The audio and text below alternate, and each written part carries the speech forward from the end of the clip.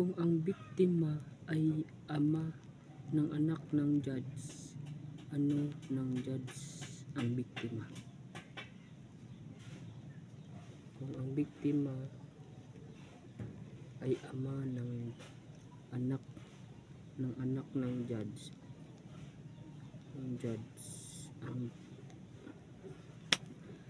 kung ang biktima ay ama ng anak ng judge, ano ng judge ang biktima? Halimbawa, ako ang biktima, ako ang amahan sa anak sa Espiritu Santo.